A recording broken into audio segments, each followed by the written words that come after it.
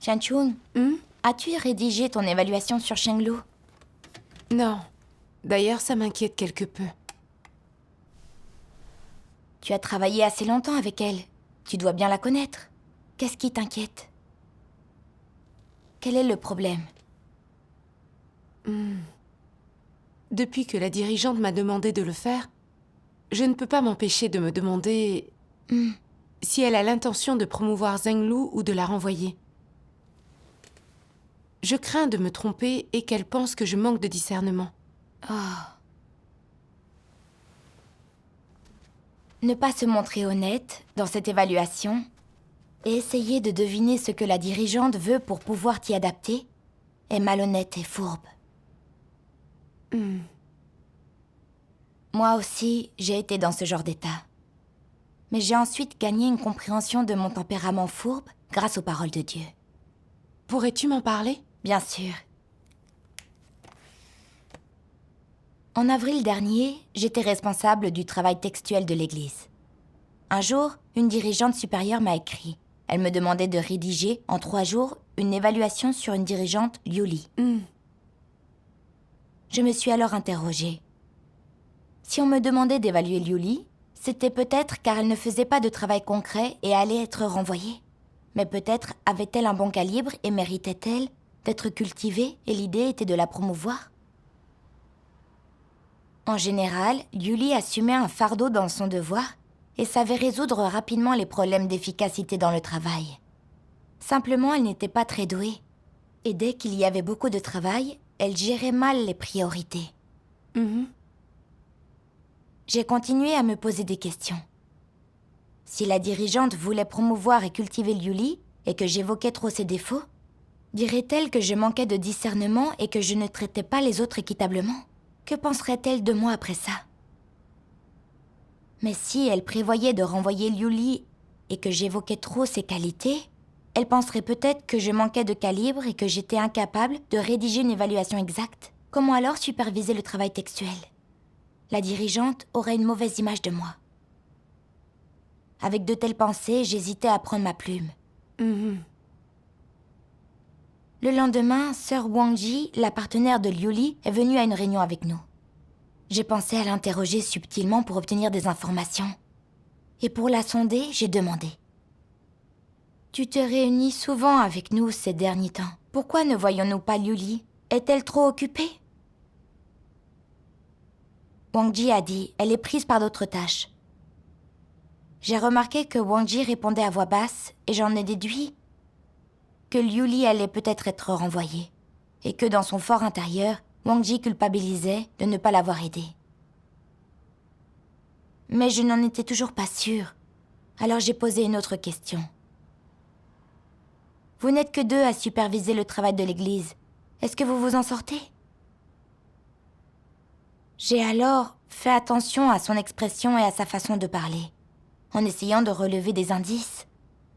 Mais en fin de compte, je n'en ai pas tiré grand-chose.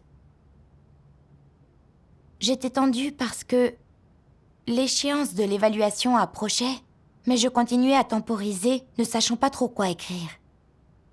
Finalement, je n'ai pas rédigé l'évaluation pour que la dirigeante ne voie pas mon manque de discernement. Si elle me posait des questions à ce sujet, je pourrais prétexter un manque de temps, lui dire que j'étais occupée. J'ai donc esquivé le problème en ne rédigeant pas cette évaluation. Sans ton évaluation, la dirigeante allait avoir plus de mal à jauger Liu Li. En effet.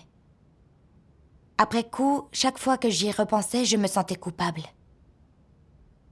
La dirigeante m'avait demandé de l'évaluer pour comprendre si Liu Li faisait un travail concret ou non et si elle pouvait être cultivée. C'était directement lié au travail de l'église. Noter tout ce que je savais sur elle n'avait rien de difficile, alors pourquoi remettre ça à plus tard? Qu'est-ce qui me contraignait? Alors, j'ai dit une prière. Oh Dieu, j'ai été trop indécise quant à cette évaluation. Je me suis trop inquiétée et je n'ai pas voulu coopérer. S'il te plaît, guide-moi, pour que je comprenne mon problème. Au cours de mes dévotions, j'ai lu ceci.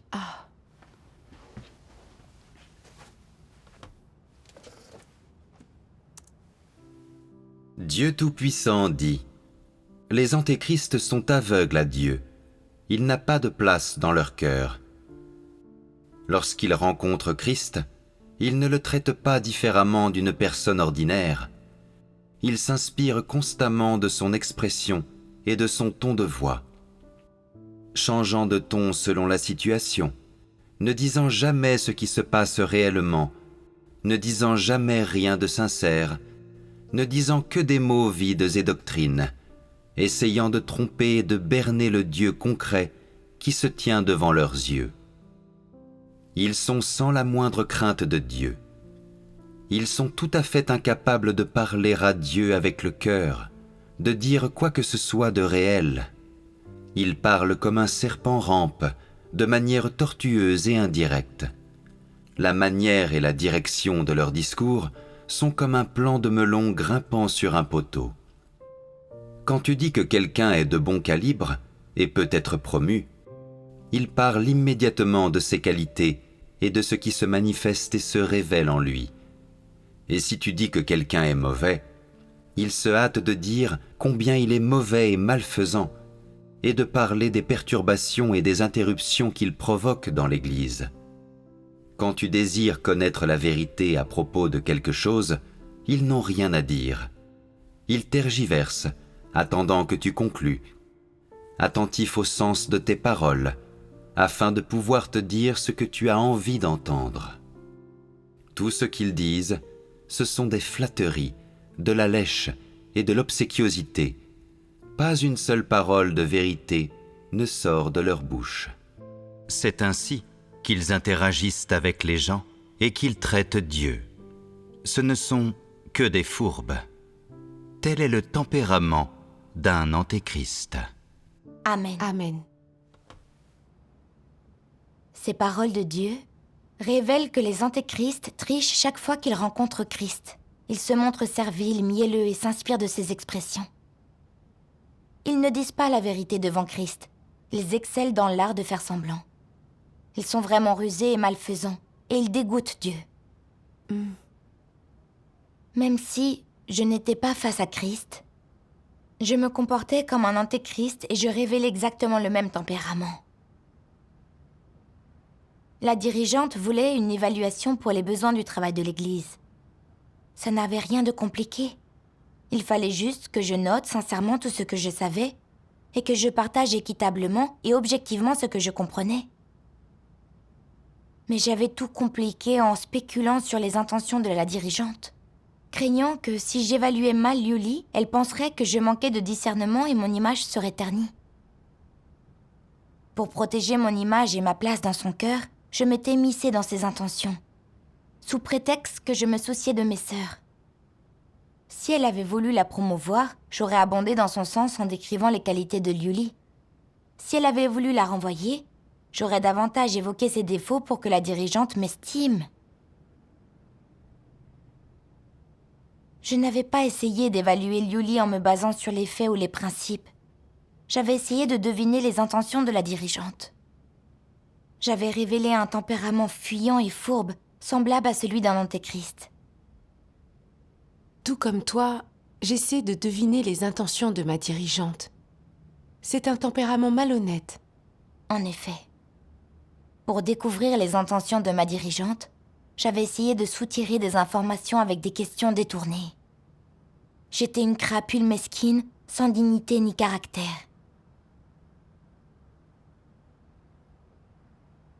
Tout le monde a des qualités et des défauts. Et nos évaluations doivent être justes et surtout objectives. Si je rédige une évaluation positive sur une personne mauvaise, et que la dirigeante prend alors la mauvaise décision, ce serait perturber le travail de l'Église, faire le mal et résister à Dieu. Et si je rédige une évaluation critique sur quelqu'un qui poursuit la vérité, c'est injuste, et ça pourrait blesser cette personne. Si mon évaluation était inexacte et provoquait le transfert ou le renvoi de Liuli, je ferais le mal, et j'offenserais assurément Dieu. Il est essentiel d'évaluer les gens de manière honnête, juste et objective. C'est vrai. J'ai alors pensé à ces paroles de Dieu.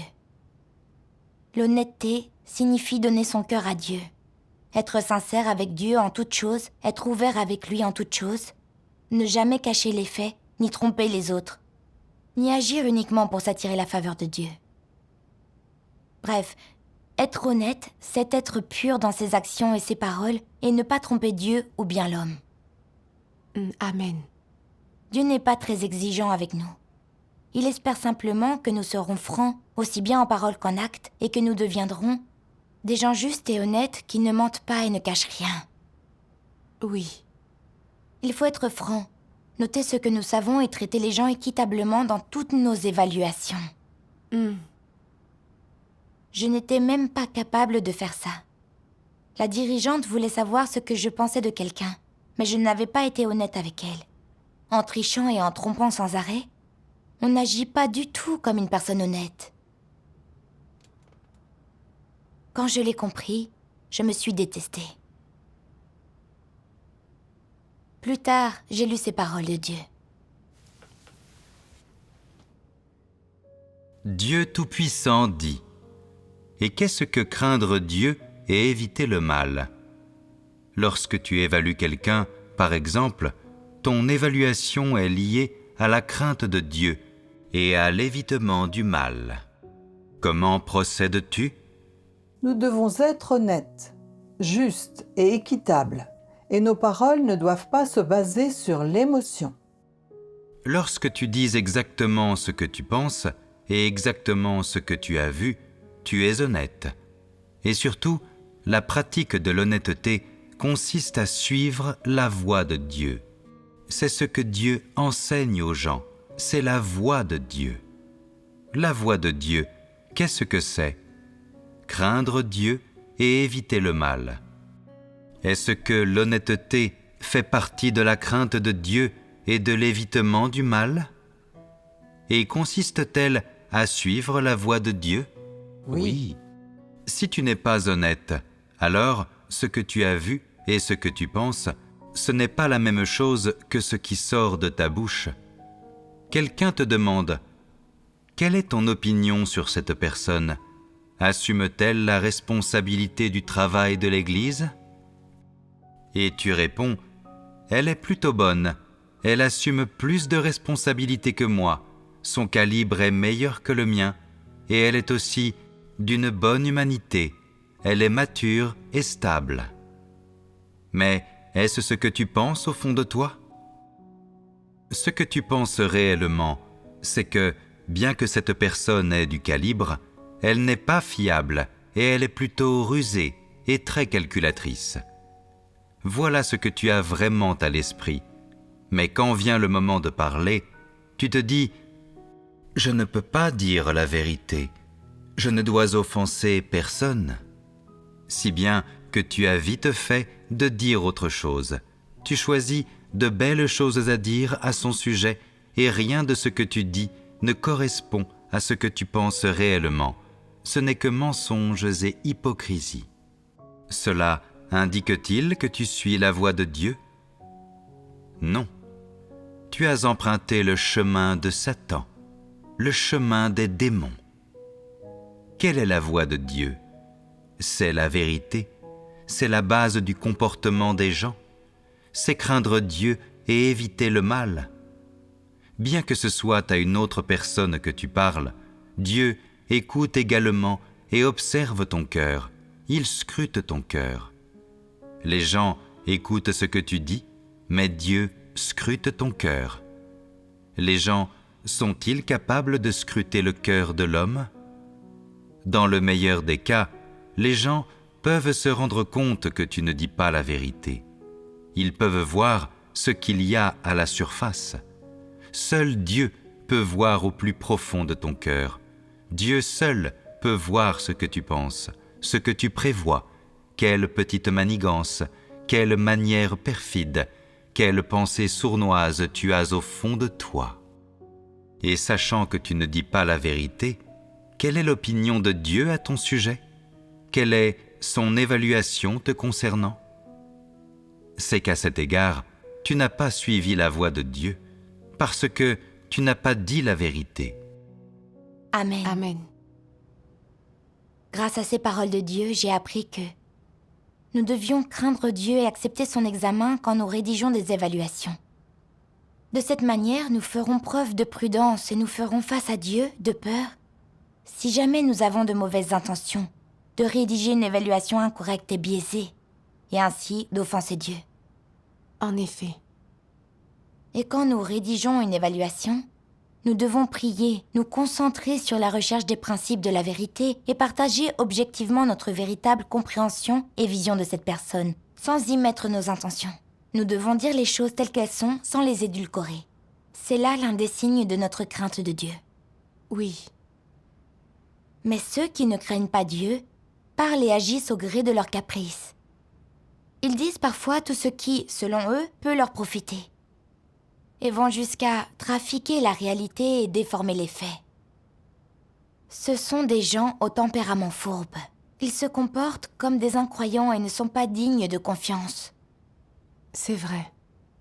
Rédiger une évaluation peut vraiment révéler une personne et peut montrer si cette personne craint ou non Dieu. La rédaction de cette évaluation m'a exposée. Après des années de foi, je voulais savoir à l'avance dans quel sens le vent soufflait pour en rédiger une. Et je disais tout ce qui pouvait m'être bénéfique. Je ne craignais pas du tout Dieu. J'étais vraiment fourbe, ce qui dégoûtait Dieu. Comprenant tout cela, je me suis dit que continuer ainsi serait dangereux. Alors j'ai prié Dieu, lui demandant de m'aider à réfléchir et à me connaître moi-même. Et puis j'ai lu ces paroles de Dieu. Dieu Tout-Puissant dit : Qu'est-ce que le vrai mal ? Quels états manifestent le mal ? Ne s'agit-il pas d'un tempérament mauvais lorsque les gens utilisent des déclarations retentissantes pour cacher les intentions mauvaises et honteuses qui se trouvent au plus profond de leur cœur, puis font croire aux autres que ces déclarations sont très bonnes, honnêtes et légitimes, et finissent par atteindre leur inavouable motif ? Pourquoi appelle-t-on cela être mauvais plutôt qu'être malhonnête ? En termes de tempérament et d'essence, la malhonnêteté n'est pas aussi mauvaise. Être mauvais est plus grave qu'être malhonnête. C'est un comportement plus insidieux et vil que la malhonnêteté, et qu'une personne ordinaire peut difficilement percer à jour. Par exemple, quel genre de paroles le serpent a-t-il utilisé pour attirer Ève ? Des paroles spécieuses, qui sonnent justes et semblent être prononcées pour ton propre bien. Tu ne sais pas qu'il y a quelque chose de mal ou une intention malveillante dans ces paroles, et en même temps, tu ne peux pas abandonner ces suggestions faites par Satan. C'est la tentation. Lorsque tu es tenté et que tu écoutes ce genre de paroles, tu ne peux qu'être attiré, et il est probable que tu tombes dans un piège, le but de Satan étant ainsi atteint. C'est ce qu'on appelle le mal. Le serpent a utilisé cette méthode pour attirer Ève. N'est-ce pas un type de tempérament ? D'où vient ce type de tempérament ? Cela vient du serpent et de Satan. Ce type de tempérament mauvais existe dans la nature de l'homme. Amen. Amen. Dieu dit que quand les gens semblent raisonnables mais qu'ils ont de la ruse dans le cœur, et qu'ils se servent de mots qui sonnent bien pour atteindre leur but caché, ce n'est pas seulement être fourbe, c'est être malfaisant. Dieu déteste ce genre de personnes. Pour gagner l'approbation et le respect de la dirigeante, avant de rédiger mon évaluation, j'avais essayé de deviner ses intentions afin d'aller dans son sens, et fin de m'inquiéter pour Liuli pour sonder ses intentions. Comme je ne l'avais pas vue depuis un moment, j'avais demandé si elle s'en sortait, si elle était accaparée par son travail, des choses dans ce genre, pour essayer de découvrir ce qui se passait et si elle allait partir ou rester. En apparence, j'avais l'air d'être prévenante et de me soucier d'elle. Mais dans le fond, mes paroles étaient pleines de ruses. Et je n'étais pas sincère du tout. En fait, j'étais fourbe et malfaisante. La nature de ma parole était la même que celle du serpent qui avait tenté Ève. Pour qu'elle mange le fruit de la connaissance, avec beaucoup de mots qui sonnaient bien, mais qui égaraient. J'étais très rusée, que ce soit dans mes paroles ou dans mes actes. Je trompais et manipulais les autres. Je me montrais diabolique. Si je ne changeais pas, j'allais pécher en parole et offenser Dieu et son tempérament. La nature et les conséquences de ça sont graves. Grâce à ton échange, je comprends un peu mieux que ce comportement ne revient pas simplement à être fourbe. Ce qui est bien plus grave, c'est ce tempérament malfaisant en nous. Oui. Quand j'ai compris ça, j'ai prié à Dieu, voulant me repentir, et cesser de vivre selon un tempérament malfaisant. Plus tard, j'ai lu ces paroles de Dieu qui m'ont donné un chemin de pratique. Dieu Tout-Puissant dit : Mon royaume a besoin de ceux qui sont honnêtes, de ceux qui ne sont pas hypocrites ni trompeurs. Les gens sincères et honnêtes ne sont-ils pas impopulaires dans le monde ? Je suis tout le contraire.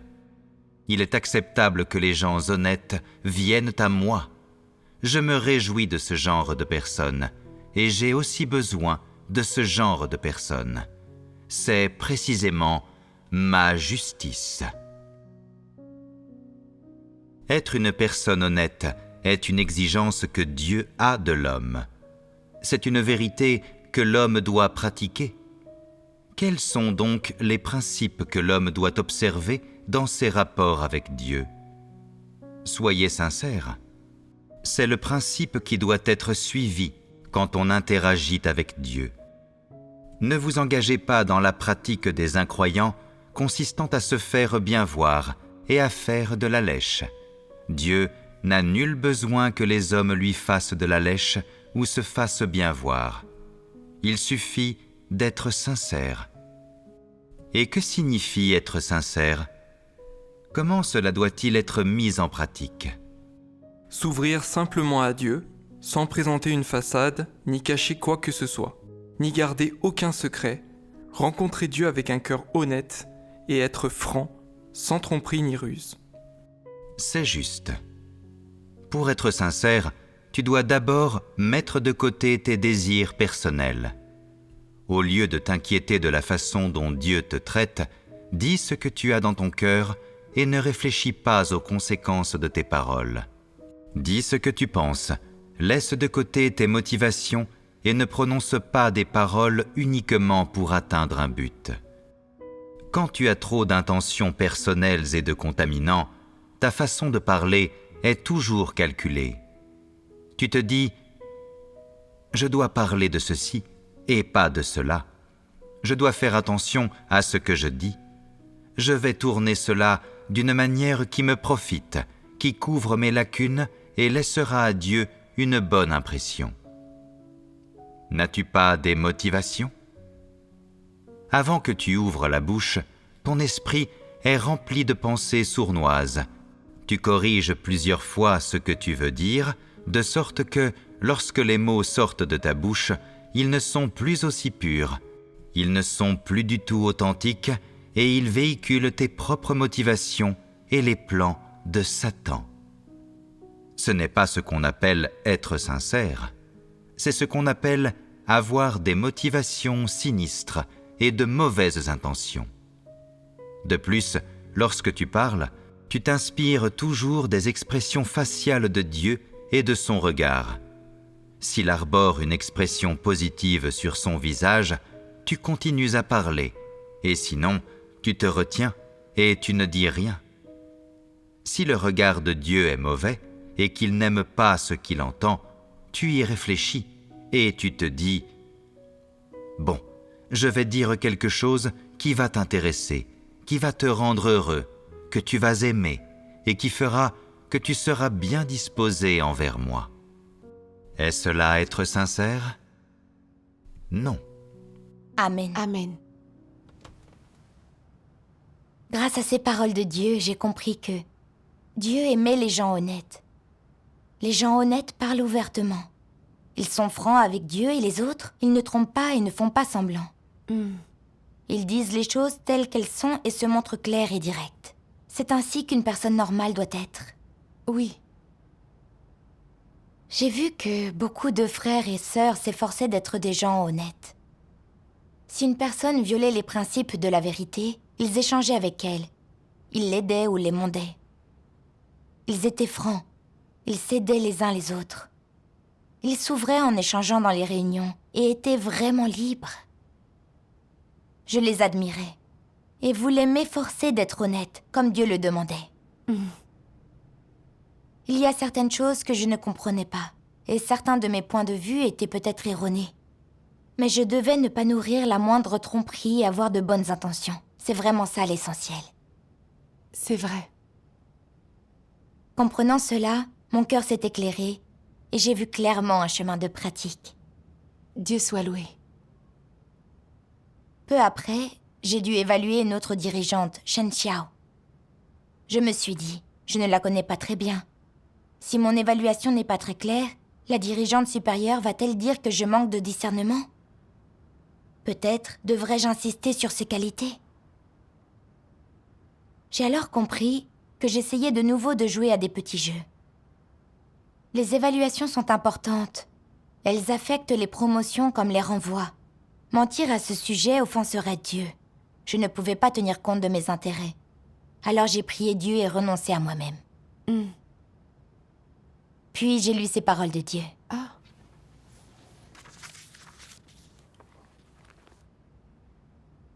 Pour protéger ta renommée et ta réputation, tu parles de manière détournée. Et tu réfléchis tellement à chaque mot que tu prononces. Ta vie est vraiment épuisante. Si tu vis ainsi, Dieu sera-t-il content? Les gens trompeurs sont ceux que Dieu déteste le plus. Si tu souhaites rejeter l'influence de Satan et être sauvé, tu dois accepter la vérité. Tu dois commencer par être une personne honnête. Dire des choses vraies, ne pas être contraint par l'émotion, te débarrasser des faux-semblants et des ruses, et parvenir à parler et à agir avec des principes. C'est ainsi qu'on vit libre et heureux, et que tu es capable de vivre devant Dieu. Amen. Amen. Ces paroles de Dieu m'ont donné un chemin de pratique. Je ne pouvais pas être hypocrite pour protéger ma réputation. Ce n'est pas une vraie ressemblance humaine. Dieu nous demande d'être honnêtes et sincères, et de ne pas penser à notre réputation et à notre statut. Je devais noter ce que je savais, écarter ce qui n'était pas clair pour moi, sans me soucier de l'opinion des autres. Alors, avec objectivité et équité, j'ai noté ce que je comprenais de Shen Xiao, en fonction des faits, et j'ai envoyé mon évaluation. En agissant ainsi, je me suis sentie en paix. Dieu soit loué. Dieu soit loué pour sa direction.